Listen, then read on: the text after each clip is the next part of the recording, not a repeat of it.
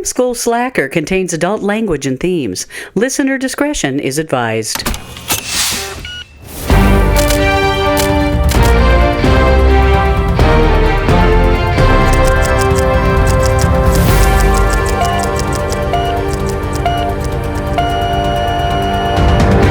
Hello and welcome to Film School Slacker, our first ever Flip the Script episode where we go through Ian's watch list ostensibly, but today we're going through my watch list. Yes. I'm Megan. I know, and I'm Ian. Fuck. Today, we are, instead of going through Ian's watch list, we're going to watch a movie that I have never seen, but Ian has. I have. It's actually one of his favorites. Yeah, I think it's on my top 5. It is, yeah. Oh, amazing. So today we are watching Inside Out, which is kind of apropos because the second one came out fairly recently. That's true, yeah. Which I have not seen. I also have not seen it. Mostly because I don't think I can actually take it at the moment. Like I'm not emotionally ready for the second one. No, you'll be fine for the first one. I think neither of us can handle the second one right now. I'm just guessing. Well, we can, but it's quite maybe we'll just wait for it to come out on streaming so we're not bawling in a theater. And that was kind of my thought process, was why not just bawl in the comfort of your own home? Yeah, right. So that was my my situation. But anyway, some quick stats about Inside Out. Mm-hmm. It is a 2015 Pixar film, directed by Pete Docter, who is actually from Minnesota. Oh, nice. And I think he co-wrote the screenplay with a couple of others, with Meg Lefauve, Lefauve,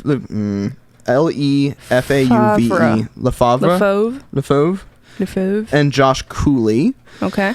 We are getting this movie. They did a little bit of a casting change in the second one, which is some controversy. Which whenever we get to that movie, we will controversy. Yeah. Speaking of people from Minnesota, right? Prince. Anybody? Exactly. No. Yeah.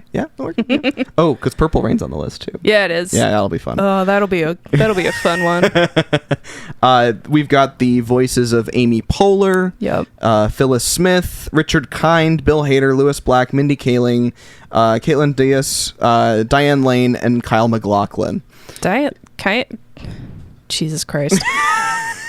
I started saying Diane Lane, and then Kyle MacLachlan popped into my head. So, as he does. Anyway, I mean, the captain, the captain does. Wants to murder you. So then I guess the next question that I have for you is, what do you know about this movie?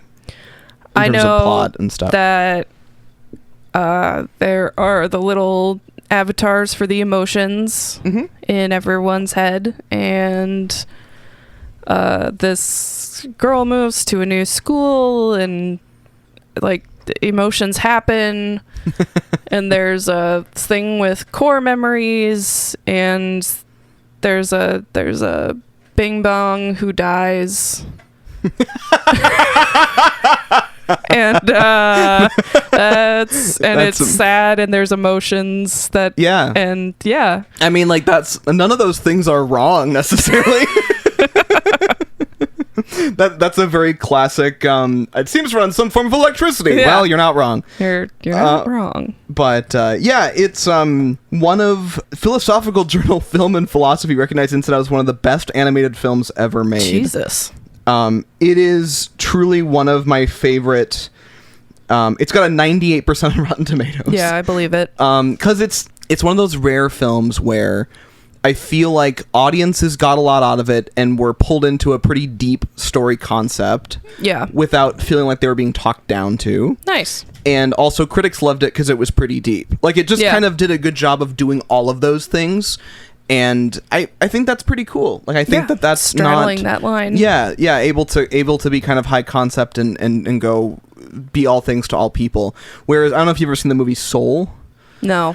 Soul was also good, but I feel like it didn't. It was a little more critic centric. Like, I think some audience members probably got a little. Well, and didn't that come out like during the lockdown? It might have. It might have been like 2020 or something.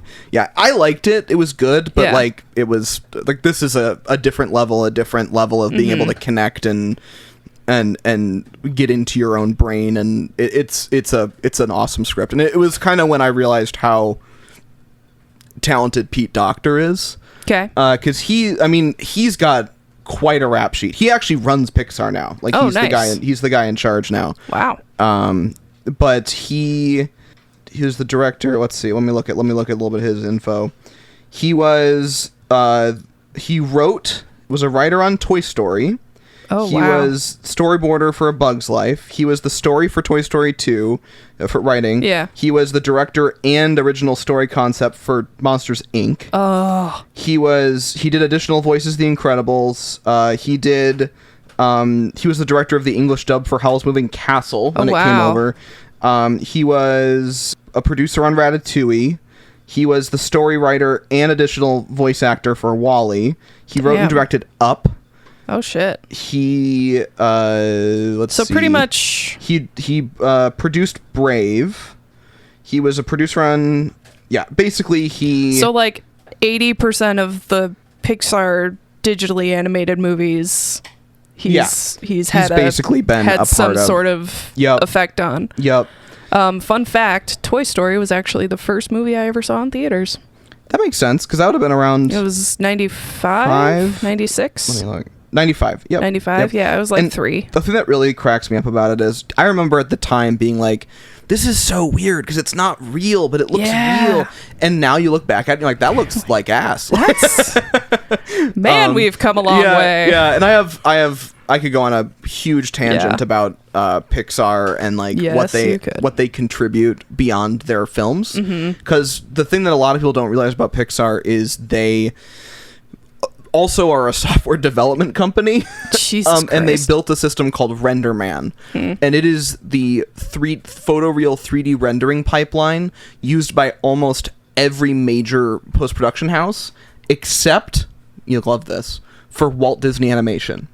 Because a couple of their early ones did use it, but Disney was like, we can't just both have RenderMan. Like, we can't do that. So, and Presto is the name of their animation rigging engine and all this stuff. But then Disney couldn't do that as Disney Animation Studios, so they created their own system called Hyperion Rendering Engine. And that is the first movie they did that for was Big Hero 6, I think.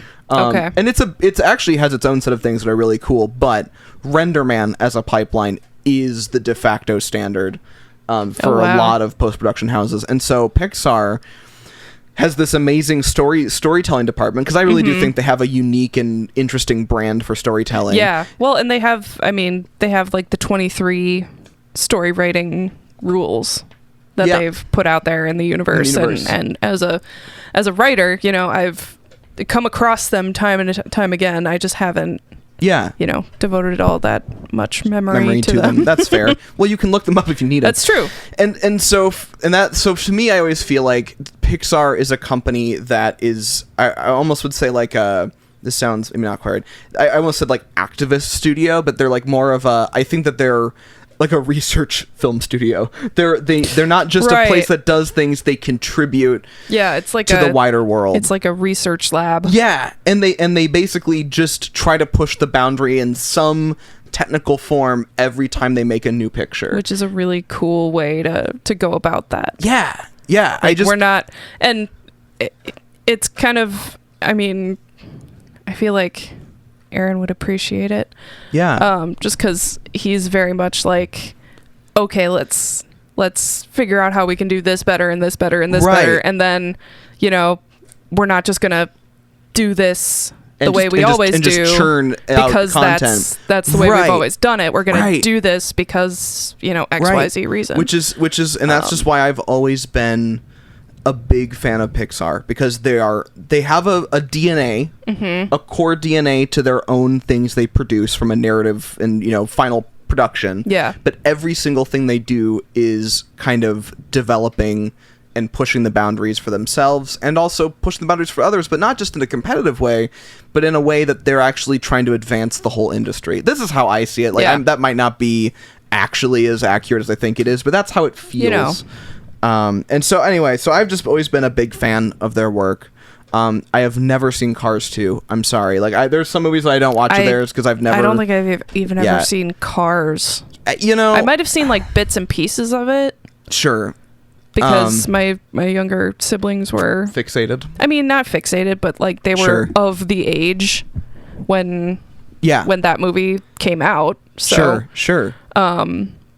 But my youngest sibling was fucking obsessed with Finding Nemo. Oh yeah. I cannot tell you how many times I went over to babysit and we would just watch Finding Nemo, ad nauseum. So here's then, because of that recall, and I feel like a lot of people have this recall, where was the dentist office located? P. Sherman, 42 Wallaby Way, Sydney, Australia. It's baked in. I don't know why. I know you had a moment. I have to start with P. Sherman. Yep, and then the rest of it just falls right out of my mouth. Oh yeah, it's amazing. But yeah, so they've really done a lot of things. And Finding Nemo, again, like every time you see in these movies, you'll see something that they did. Like Finding Nemo, like creating the sense of like volume and being in water. Mm-hmm. Think about the technology involved with doing that. Crazy. You know, like it's insane. So I really enjoyed, and they've been doing it forever. Yep. They actually developed.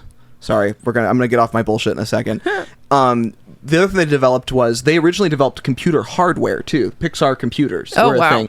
And Steve Jobs had like a minority stakeholder in Pixar as a company at that time. Jeez.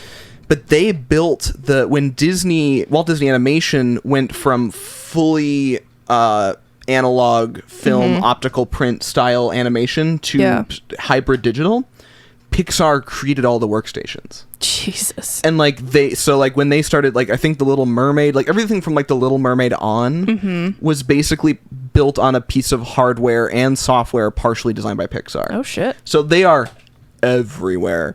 And I just think it's really cool. And now another fun fact, that Disney's those workstations that they built, that Pixar built for them, I think they still have one functional just to access old stuff or whatever, but they decommissioned them and then went, oh shit, we still want to make Princess and the Frog. Oh yeah. And so they had to like they had to cobble together an entire workflow using like an off the shelf piece of software called, I believe it's called Toon Boom Studio.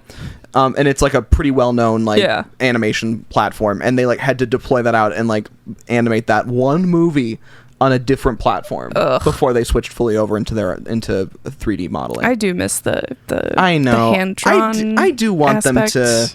There's something about it that I think that the world kind of craves, and it's just not being done anymore. Yeah. And I have feelings about that too. But they also don't want to pay their artists and story writers I mean not Pixar, Disney in general. Disney, yeah. But yeah, for sure. But yeah, and I think the reason that I like Pixar, they were the ones that originated the idea of storytelling with like a 3D animated thing, and I think they do it in a way to me that feels more organic than Disney does. Yeah. There's something about it, and I feel like this movie we're about to watch does a really good job of showing how well they can combine kind of the abstraction elements of 3D model story, 3D CGI storytelling, along with a really good script and really good storyboarding and all that. So I love their progression of like, what if toys had feelings? What if bugs had feelings? What if feelings? What if cars had feelings? What if feelings had feelings? It's like you guys have gone so far. One Soul is like, what if dead people had feelings? Oh no, that's Coco. I'm sorry. And then Elemental was like, what if the elements had feelings? Yeah. What if water had feelings? I have not seen Elemental. I haven't either. I haven't put much energy into keeping up with Disney stuff. Oh, I totally get it. Especially I haven't seen either, so since like when I got out of college, Aaron and I would go see movies all the time. Sure. All the time. Yeah. But it was mostly like, it wasn't animated stuff. Sure, yeah, you were seeing full... Yeah, and, full stuff. A lot of it was the Marvel stuff. Sure. Pre-Infinity, or Endgame. Yeah, like the stuff leading up to the Endgame series. Yeah. Like kind of getting into the Infinity War Endgame stuff. Yeah.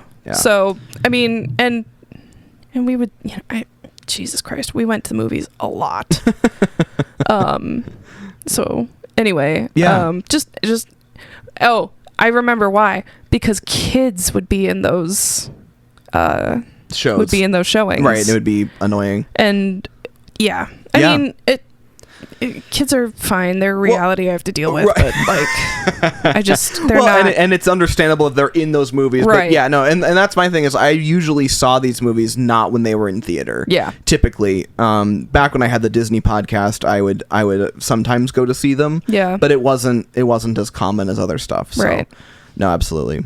All right. Well, shall we? Let's roll the tape.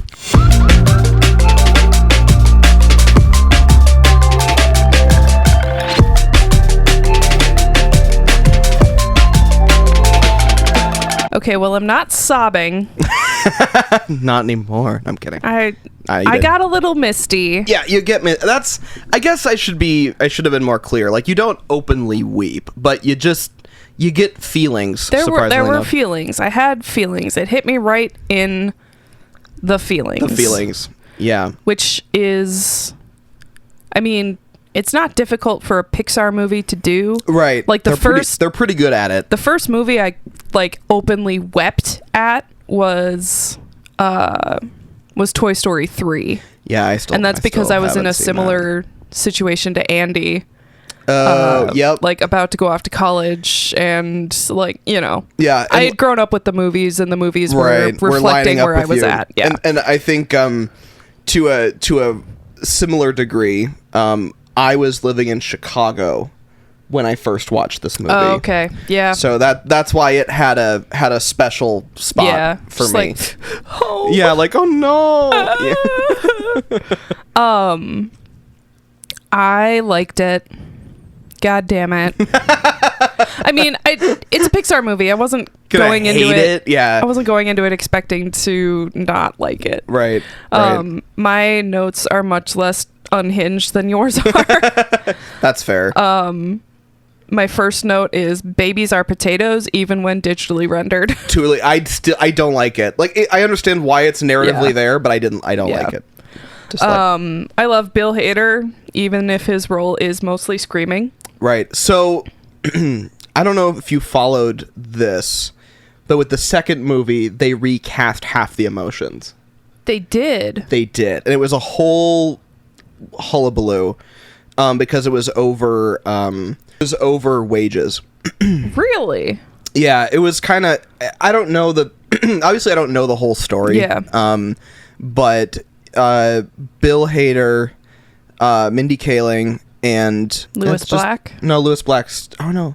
Yeah, Louis Black stayed. So those two got a bad, they didn't like their deal, like their contract. They didn't like it, and so they went into negotiations, and Pixar was just like, we don't really need you, and they just swapped them out with two other people. Oh, jeez. Cutthroat. Yeah, it wasn't great. I don't know all the details, but it was only Amy Poehler, Phyllis Smith, and Louis Black that stayed. That came back. Mm-hmm. Okay. Interesting. Yep. So, I don't know the details, but they replaced it. Fear is Tony Hale. Oh. and I don't remember who plays Disgust. Okay, if you're gonna replace Bill Hader with someone playing a character named Fear, replace Tony Hale. Yeah, is the guy to go with. They didn't make a mistake with the replacement. I just don't know the details of the original. Like, it might not be great on Pixar's part, but I don't know the details. Yeah. But yeah. So anyway, sorry. Boogie boarding. I wrote, throw the shade at sadness, Joy. Damn. Joy got exhausting. on my nerves. Yeah. And a lot. Yeah. And I don't know if that's just because of my personality islands, which we'll get to, I guess. Yeah. But I really loved the depiction of memory and how memories are made and how they're recalled and the abstraction zone. Yes, I knew was fucking hilarious. Abstraction zone was the area that I was the most excited for you to see because it's the exact sort of bullshit that two-dimensional. Fall on your face. Fall on your just face. Turn into lines. Yeah, just wiggle their way out. Oh my god, so good. So it was so clever. I definitely understand the hype and the what was it, psychology or like one of the big psychology international psychology things that it was like the best film ever made. Like I definitely get it because it explains a lot without being super didactic and like this is how memories are made, right? Whereas like it's storytelling. It's very much storytelling. Like if my intro to psychology course in college was like if they had started out with this instead of super abstract theory concepts, I wouldn't have complained. But this movie came out after I graduated college, so whatever. The other thing that's cool about it is they're using it for young kids in therapy.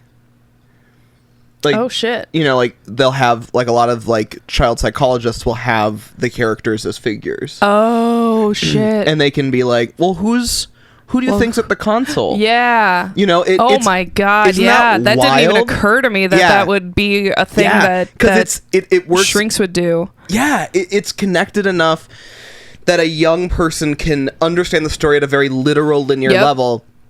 But then it makes it really easy. It gives people the tools to like make them pull it. Yeah. Fuck. And from an editing perspective, looking at the back and forth between what's happening in headquarters or in Riley's mind and then cutting to what Riley is doing is really amazingly powerful because it's always perfect. The timing is always perfect, and her reaction is always super apropos to what's happening, but also fairly subtle in, comparatively. It's not, but you can be like, you can tell when fear is taking over, you can tell like all that.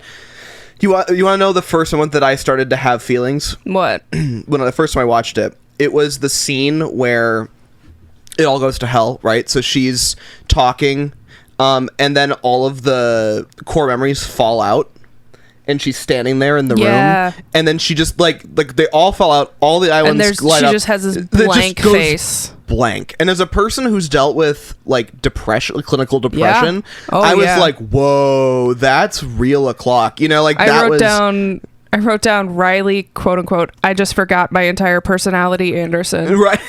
Literally. Because that's not wrong. Pretty much what happened. Like she doesn't have those connections to those memories anymore. Right. Because she's in a completely new place and a new situation, and it hasn't gone great so far. Yeah. Like all of her, the moving truck got lost, and dad's really stressed, and mom is, trying to remain positive right. But she can tell like it's also the way that Riley is able to perceive her parents' emotions as well was really in her own discussions and really like hit me in the feels too, because how do we not turn this into a therapy session? Dude, Jesus Christ, it is kind of a problem. Sorry. Well, like I am very hyper aware of the emotions and the tone and the body language of people around me. The emotional satellite dish. I've been accused of it by multiple therapists. But absolutely. Like the internal like dialogue of seeing, of like interpreting people's thoughts. Oh no, dad's really mom and dad are stressed. What do I do? Oh, right. I'm gonna I'm gonna make a joke and laugh and dance and make them happy.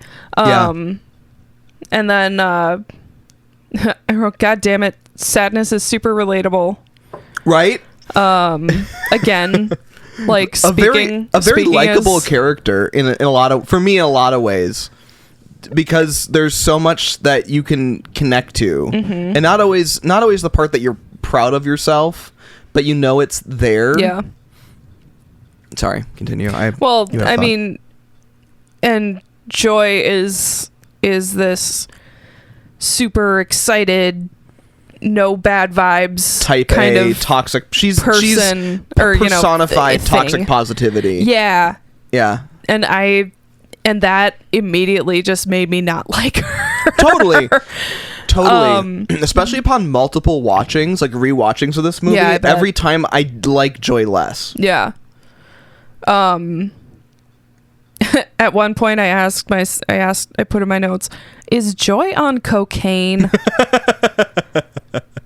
Truly. Because she is very, like, yeah. Like, I think it was the scene right before she and Sadness get sucked up into the memory chute. Mm-hmm. Yeah, the memory chute. The memory chute. The thought chute that sucks them into the wherever. You know, the one.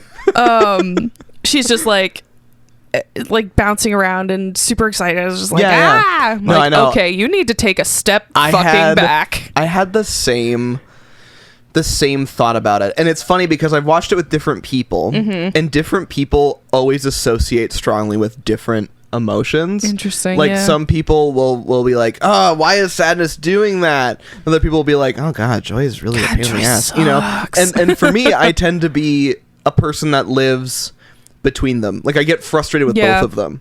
Yeah. Oh yeah. You know what I mean? Like I was super frustrated. Yeah. In the beginning with Sadness, right, when she was like, you know, trying to touch all the memories. It's like, stop touching all the memories. Right, like she needs some Joy, but then Joy was overbearing, and I'm like, oh my god, Joy, take a step back. Right. And then all of Dad's emotions look like Ted Lasso.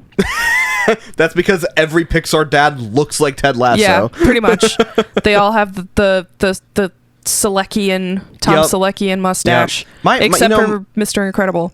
True. He didn't really do facial hair. My only goal in life is to be a Pixar dad. Is that so much to ask? No.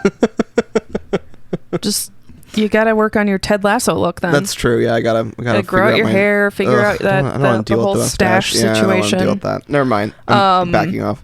I love that Mom's emotions kept bringing up her Brazilian pilot that apparently she had an affair with at some point before she met Riley's dad. Right. Holy crap! I'm like, I see you, and it just keeps coming up. It's there's some great adult humor specific bits that are really funny.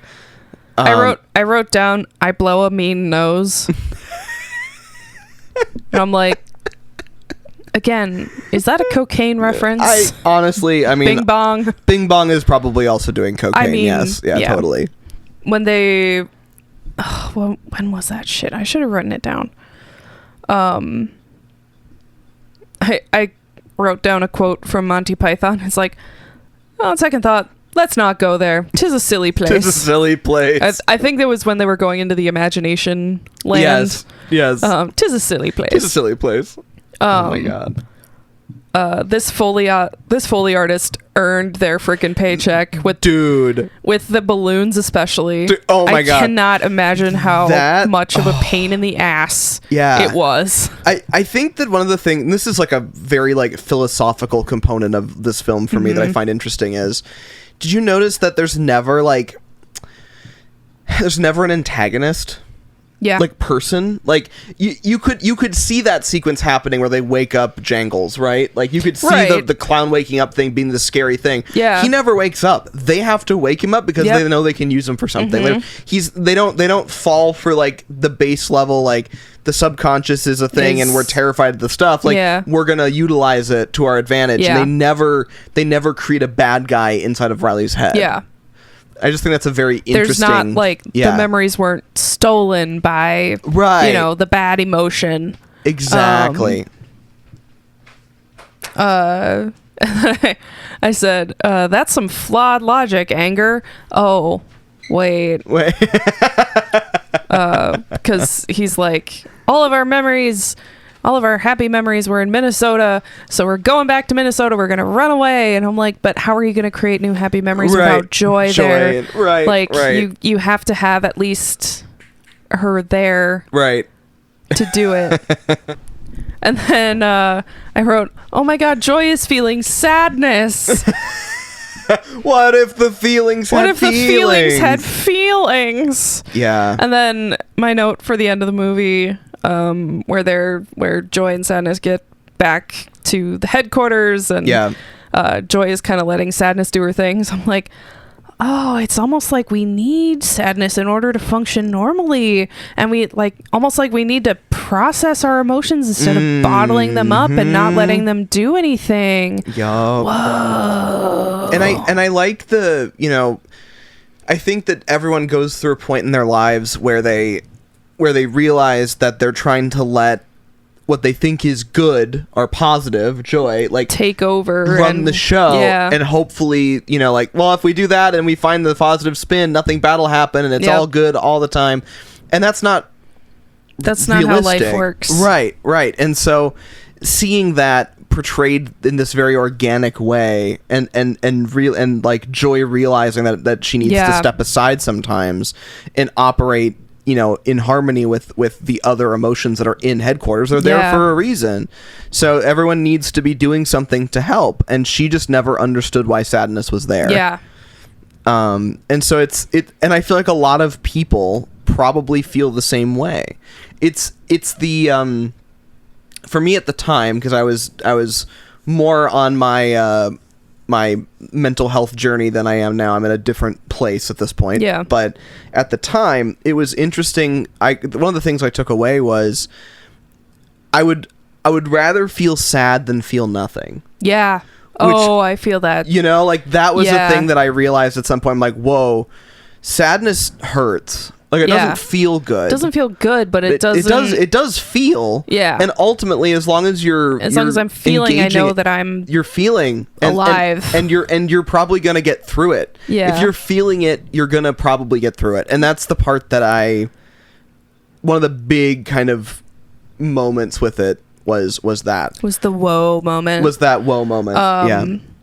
I mean, again, how do I not turn this into a therapy session? Dude, it's okay. Well, I have a really hard time determining my emotions and letting myself feel. Mm-hmm. Again, because you want to regulate it yourself. Well, I want to. I don't know. It's hard for me to talk about emotions, period. Yep. Mostly because, you know, I was shut down a lot where emotions were concerned as a kid, and and especially at Riley's age. Until recently, and by recently I mean within the last 3-ish years, have just been allowing myself to be neutral about my emotions, to let myself feel them and not attribute you know, qualities of my, like, if I feel sad, then I am just a sad piece of shit, you know?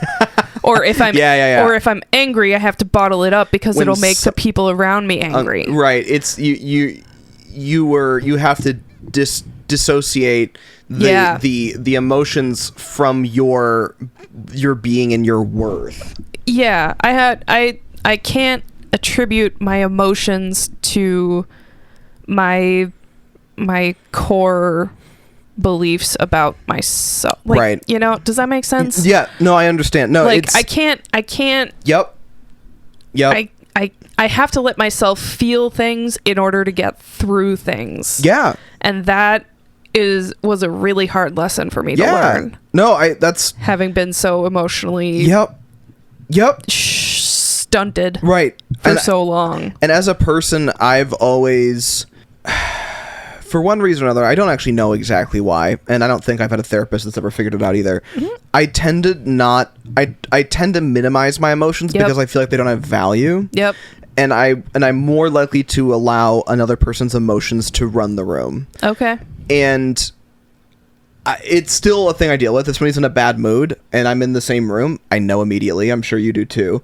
You know, you don't even have to know what their deal is. They can just take a step over the threshold and you fucking know they're there. You're pissed. Yeah, like you have bad vibes. Like, I don't know what this is. And so that is a thing that I've always done. Like, I'm like, I have to be very mindful about what kind of energy I put out, because that can affect other people. Or I don't know if that's what it is, or there's something, I don't know. I don't know all the details of it, but I know that that's true for me. And also I just hyper analyze my own emotional state, because I feel like I'm always trying to get one step ahead of myself. Oh yeah, I rationalize the shit out of my emotions, and that's one thing that my previous therapist spent a lot of time working with me on. Was first of all, identifying the emotion. Yep. Like, what is that feeling? Like, what is that feeling? How it feels in my body. Right. Letting it sit in your body and Yep. And then feel like allowing myself to feel it without thinking about why I'm feeling it. Yep. That's a really hard thing. I mean, it's still hard for me to let go because I keep trying to rationalize why I'm feeling this way, so I can just let it go. And I think some of that's from my earlier. Oh, I had a thought here. Oh no, rationalizing your emotions. Yeah, right. Like I always feel like I'm trying, like earlier therapy or earlier thoughts of trying to help myself through a situation. I always feel like I have to rationalize or figure out why I'm feeling a specific way. Whereas that's not always productive. Like sometimes it's diagnostic and sometimes it's helpful, but generally, like trying to associate a reason or do that is not always useful for life. It's you trying to protect yourself from your own feelings. Yep. And that's not also a healthy way to live, you guys. Kind of spoiler alert. I think that's kind of part of the thing for the second movie. Oh, okay. I'll after this is over. There's a 5-minute thing that I'll show you. I know I saw like a bit of like the trailer or something. I don't know. It was maybe a little bit of a featurette, but like okay.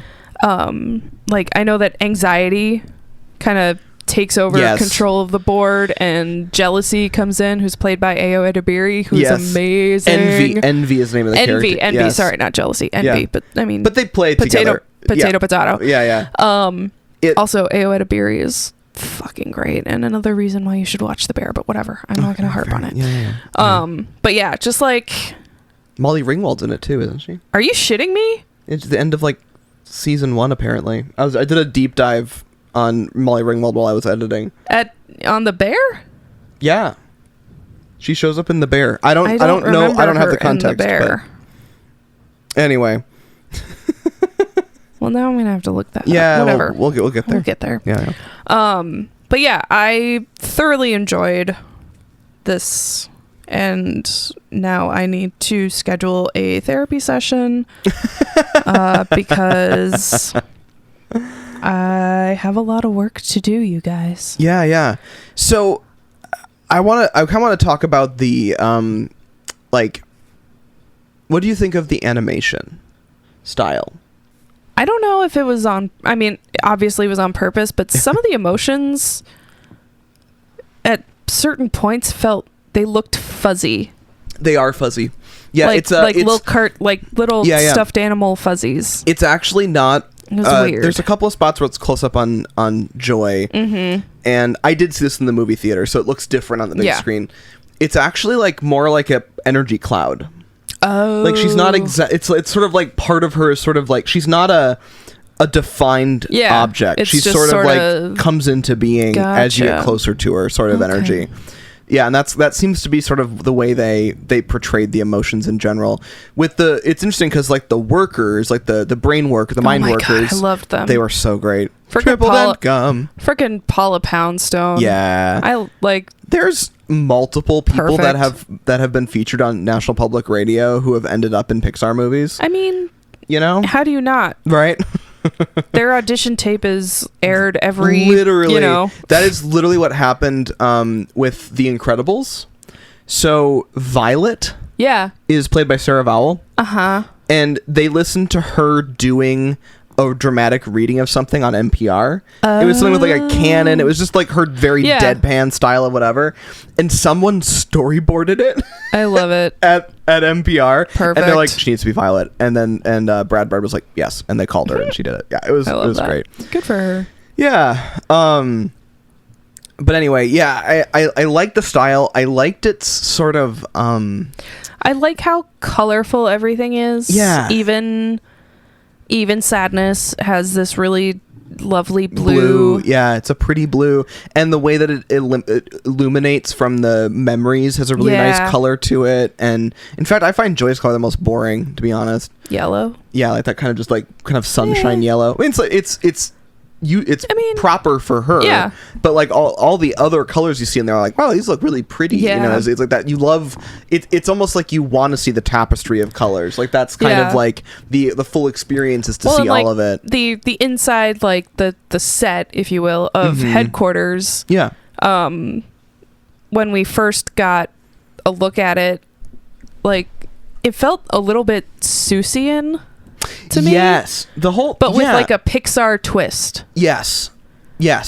And I loved Dr. Seuss. I mean, Dr. Seuss was pretty formative in my life, even though he himself was a piece of shit. True. Yes. But he was a white man in the 50s, so of course he was. Yeah.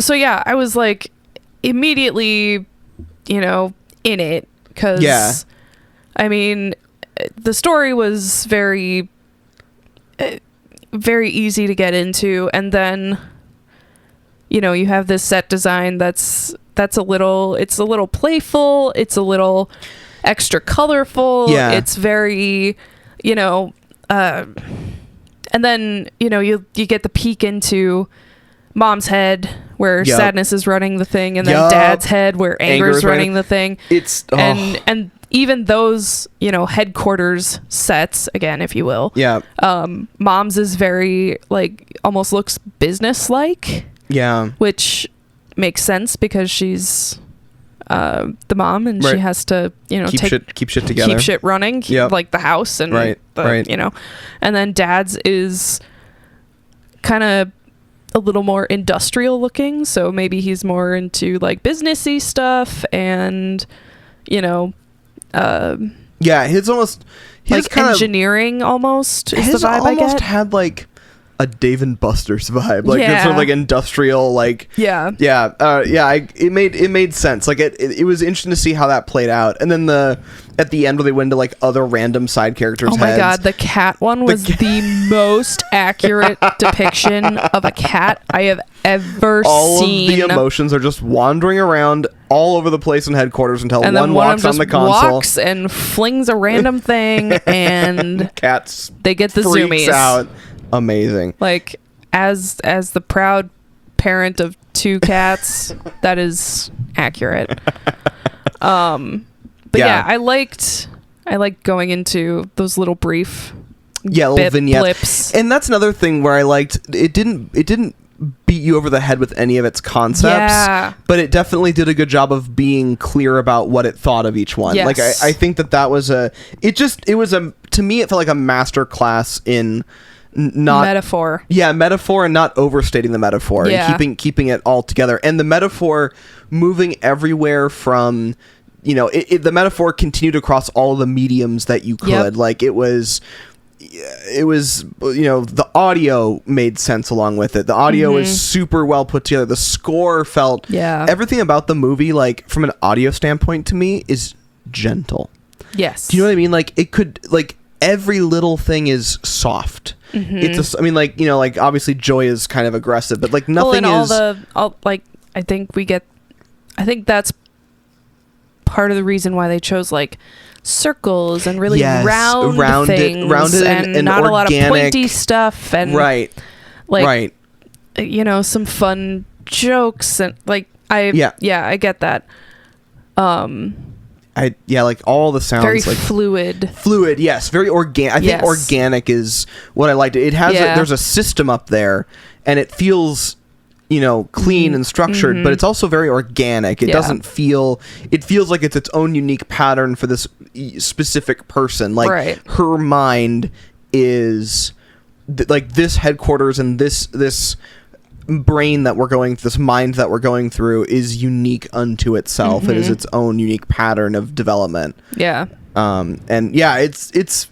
really struck me like every part of it felt connected to every other part, and I don't think that I can say that about like most movies, where like so much of it's tightly controlled. Even the score with its little bum bum bum bum bum, like it's soft. It's just a single like piano bit over like a little bed of background noise. It's not no part of it's super aggressive, and it's kind of default soft and like almost dreamlike. Yes, it's a little bit ethereal, just like a little bit. I really it's a film that just means a hell of a lot to me, like, and just from a perspective of how in the weird ways that it kind of sort of subconsciously helped me during a time where I needed to feel something. Yeah. And then I did, and it was a lot. Like I was unwell the first time I saw that movie. Like I came out of it very, very not feeling 100% because I was depressed at the time. Yeah. I was over on the bench. I was depressed at the time. I was depressed at the time. Like, and I mean, I kind of want to like wrap this blanket around my shoulders and kind of go snuggle a cat, but it definitely hits you. It does. And they do it in like just freaking master strokes. Isn't that ridiculous? It almost makes you a little mad. I'm a little bit pissed. Right. Like, fuck you guys. I know. Fuck you, Pixar. How dare you make me feel feelings about feelings? Genuinely, like, how did you guys even do this? And then there's Bing Bong, of course, where you're just like Richard Kind. He's got one of the best like bizarre voices. I know, it's so distinctive. I just I'm mostly cotton candy. Like I knew that voice the first sentence out of his mouth. I'm like, I know who that is. Yeah. I can't think of his name, and then you were like, oh, Richard Kind. I'm like, that guy. Yeah, he's and just the way his voice blended with the character. Yeah, I don't know why it worked so well. Like it's both like he has sort of kind this of like the tramp character, weird trampy not slutty but tramp. Yeah, I know what you mean. Charlie Chaplin tramp. Yes, the tramp. He had the hat. He had the whiskers and a elephant nose. Just like it fits so well. But he's also part dolphin. The thing that I like. Sorry, I forgot he was part dolphin. The other thing I really liked was I think the Charlie Chaplin the tramp thing. Like you definitely nailed it on the head because he had like the cut off gloves. Yep. And like the hat. He had and the like little, the ratty like hat and the ratty kind of. Sort of, this goofy he knew energy. The train. Yes, it was. And then the other thing that I really loved was on his little his tramp jacket. Mm-hmm. He had like this like kind of flower thing, which was very like the design language really matched Riley's kind of. And so it's like she's always kind of on his heart, like it's just every single part of it to me feels so complete and so purposeful that it just it makes me like you said, it makes me a little pissed. There like, are just, no accidents here. No, none. And that is unusual. Infuriating. It's infuriating. It's almost perfectly executed for the vision that it was trying to be. Absolutely. And I this is one of the reasons that I just think that I have just an infinite amount of respect for Pete Docter. Yeah. He co-wrote it. He directed it. It was his baby. I just think that it's an amazing, and obviously there's a big team of people that worked in this movie, and I don't want to negate anybody. I mean, also, now that you mentioned that earlier at the top of the episode, you said Pete Docter was he the writer and director for Monsters, Inc.? I think he was the director. Okay. I think he co-wrote it and directed it. Okay, I mean, because again, if we're going to talk about like a big repository of things, The Doors in Monsters, Inc., like. Oh yeah, he wrote and directed Monsters, Inc. too. Monsters, Inc. was another one that I saw ad infinitum because my sisters were obsessed with it. But yeah, like it's a good movie. Like has Pixar ever put out a bad movie? I think it depends on what other than Cars think of, right? And honestly, the thing that's funny about Cars is I don't even necessarily think it's a bad movie. It's just what interests you. Yeah, and I don't give the car thing Cars. To be like I like a car, but I don't really care about it being personified. Like it didn't Can appeal get me to from me. A to B. That's all I care about. Yeah. Maybe C if I'm feeling frisky. I don't know. But yeah, no, like looking at some of his stuff, I mean, he was he's playing he also played Dad's Anger. Yeah, so he's cameoing. That's pretty funny. Yeah, I think that Angry I mean, Ted he Lasso, wrote okay. Exactly. Led Tasso. Jesus. He also wrote the script for the first Toy Story movie. Yeah. So again, he is core to Pixar as a thing, you know. And I just think that, you know, because the whole John Lasseter thing, that was a whole deal, because he was the original kind of founder of the creative side of Pixar. But I think Pete Docter is just I just think that he's a tremendous amount of respect for him as an artist and what he's able to create, because it is really amazing. This movie to me is like this group of people made something that I feel like was wholly unique. And did an amazing job of doing what it would set out to do. And I can't think of a single thing that like I would have personally changed to like go with the vision that I thought they were making. Do you know what I mean? Like, I don't even know where I would go with that. Right. And I feel like I'm, you know, you and I, there's a reason we have a podcast with them. We've been friends for a redacted amount of time. Like, we were pretty cynical. Yeah. And we like to find problems in things, and that's just because that's who we are. Yeah. And this movie like somehow broke through my cynicism, and not many things do that. Yeah. And that's why it's a piece of media, a piece of art that I kind of always come back to sometimes, because it kind of still surprises me a little bit. And I think, had I seen this first, that would be the same for me. But I think that that piece of media that, you know, I watch when I want to feel something good. I mean, I have a lot of them, but if we're going with animated features, probably Encanto is that one for me. And Encanto does a similar job. Yeah. It addresses people that would like Inside Out also would like Encanto in the way that it's able to address things, and especially if you've got generational family trauma, the Encanto is going to be a whole situation for you. Yeah. They hand her the door, and I just didn't stop crying until the credits. My God. You know, like the doorknob thing. It's just, that movie is also amazing, and that I think is one of, in Walt Disney Animation Studios, that is probably one of their best movies since Moana, probably. Also, I really like Frozen 2, but that's a separate story for a different day. I was okay about Frozen 2. It wasn't my favorite. Wasn't your favorite? It wasn't. I liked it better than Frozen 1. I have sisters, so I kind of have feelings about Frozen 1, but I don't. I didn't like. Frozen 1 is fine. Like, it's not bad, not a bad movie, but I think Frozen 2 to me was like, oh, they actually Frozen 2 was better. They made a story out of this. Good. Yeah. But anyway, yeah, that's boogie boarding. I think I just think that as a movie, like, that is where it is for me. I think, and I also agree, like, Encanto has a similar kind of place in my heart.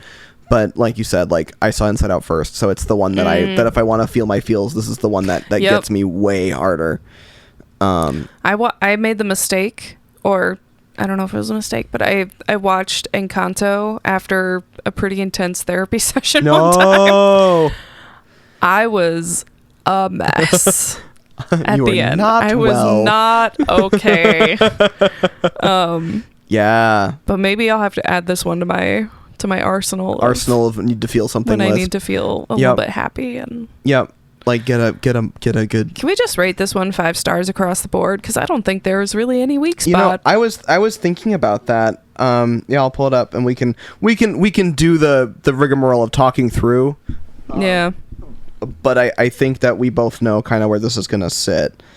Okay, Inside Out. So first, we're talking about the production design rating. We talked about that a little bit already. Freaking 5 stars. 5 stars. Performance rating, everyone all the voice actors and the animators, if we want to talk about performance.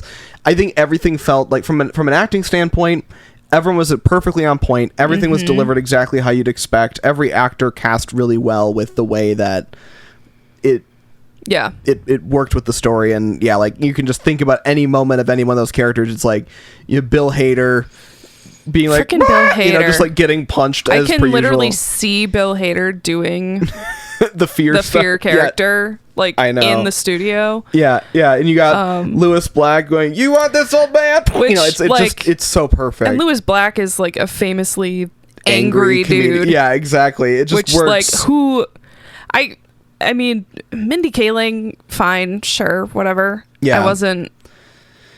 I don't know. She wasn't. I mean, like, she was fine. I mean, she was fine. I would say that she wouldn't do anything to detract from the score, right? But also, like, she was probably the least memorable. Yeah. Which is, I mean, it is what it is. Like, she executed it well, but I understand, like, that's part of the. I feel like they could have gone with numerous other. Like, the role itself didn't demand Mindy Kaling, but Mindy Kaling did a good job in the role. That's what I think. That's what I'll say. What I was trying to say. Yep. So either way, we're going to give it a 5. 5. And also, like, in addition to that, like, the Pixar animators. Oh my God! Yeah. All of the characters, the way that they moved through the environment, the way they interacted, and, like, you know, like how sadness would just kind of flop and melt onto the floor. Joy's, like, crazy cocaine fueled hyper movement and stuff, like ballerina like movement. Yes, and and that her ballerina like movements were sort of mirrored to Riley skating, because that was sort of her happy place. All of that was just executed extraordinarily well, and you knew how every character was moving because they had their own distinct vibe. Super cool. Okay, final thing is the cultural impact. This one, I don't know. I mean, it's a positive impact, obviously. Right. Especially if therapists are using it with younger kids. They are. I freaking love that little factoid. Yeah. Can therapists start using it with, like, older, like, 31-year-olds? Because I could use a little... Just use a little... I could use some... figurines. Yeah, I could use some figurines.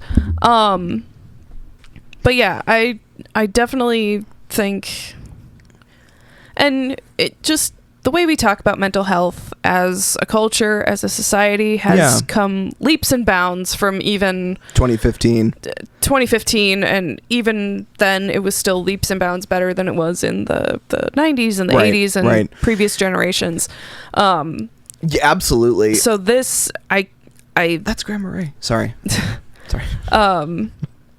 So this, I mean, has it completely changed the way we think about mental health? No, but it's also made that conversation more accessible. Yes. And more approachable. To younger people. A lot of different audiences, especially younger kids. Right. And I think it normalizes working on your feelings and working on your mental state without a diagnosis, without feeling like you have to be diagnosed with a problem, and without feeling like you have to repress emotions, or you know, like, it's okay to feel sad, it's okay to get angry. It definitely, you know, it adds that it's okay part to that conversation. Yeah, absolutely. Which is a hard thing for like society to grasp. Right. Exactly. Like, and I really love a couple different podcasts that I listen to. They bring up the fact that mental health is not your fault, but it is your responsibility. Yep. So thank you for nodding, love. Yep.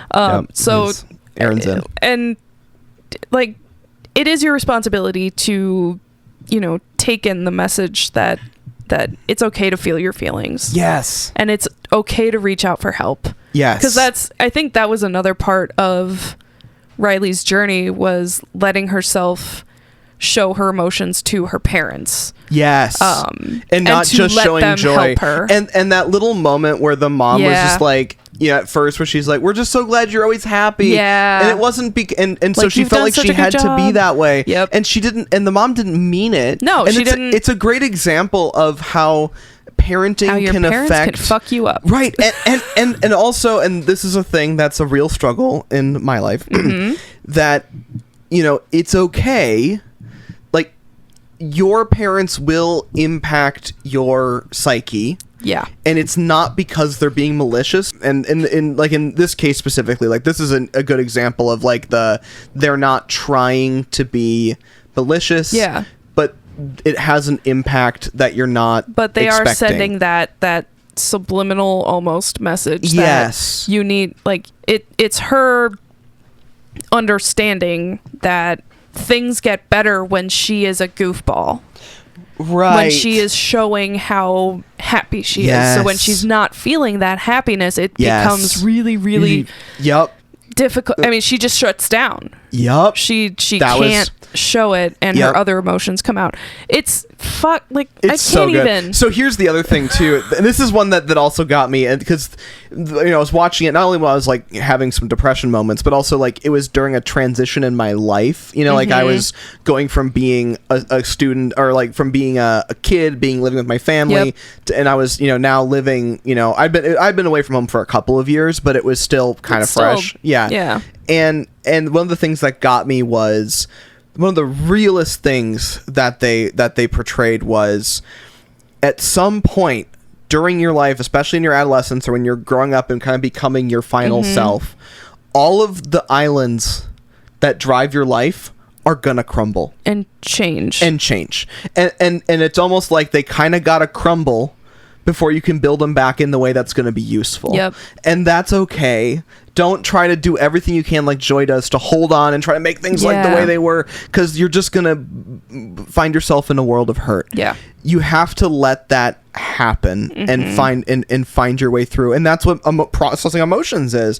The first time she saw something core to Riley's life that wasn't joy, she freaked out and literally crashed Riley's head. Literally, she fell into a depression in the middle of talking to class. It is so important to process and move, let your emotions move the way they're supposed to, because they can contribute to how you move going forward, and it makes it better. That was another one that really got to me, because I realized going forward, I was going to be different than I was. I'm not going to think the same way I did before. It's not like it's not me anymore. My emotions are still there. Everything's still running, but like the way that you anchor is going to shift. Oh man. Yep. I have a feeling we have to go see the next one. We're gonna, we'll have to do it at some point. We'll do it at some point. Well, maybe that'll be a blind feature, a double blind or something. We'll just sit there and sob together. It's gonna be we'll just make a pact. All right, we're gonna cry. We're gonna cry now. All right, let's cry. So, moral of the story is this gets a 5. It's a 5. Fucking Jesus Christ. Classic. So that was Inside Out from 2015, and that was our first ever Flip the Script episode. Where I hadn't seen it and Ian had. We'll do this again. My next one will probably be worse for you. This one was Jesus Christ. Unfortunately, this one was, worse for you as in not as good of a movie. This just happened to be really good movie. I don't think the next one will get a 5. But love it. Can't wait. I am excited for the next one. I do kind of want us to start rating things a little harsher so we can get some 2 stars. I know. I'm looking for. We're gonna have to watch The Room just to put a bad rating in there, just so everyone knows that we are capable of giving bad ratings. Because right now we're I have a feeling we'd still give The Room a 3.5. Yeah, that's because we're cynical contrarians. We're dicks. Oh man! All right, everyone. Well, thank you so much for listening to this episode of Film School Slacker. Flip the Script. I'm Ian. I'm Megan. And we will see you next week. See ya. Thank you for listening to Film School Slacker. Our graphic design is by Mitch Ransdell. Music by Ariel Shalom and Ziv Moran. Voiceover audio provided by Mike D and Janet Paoni.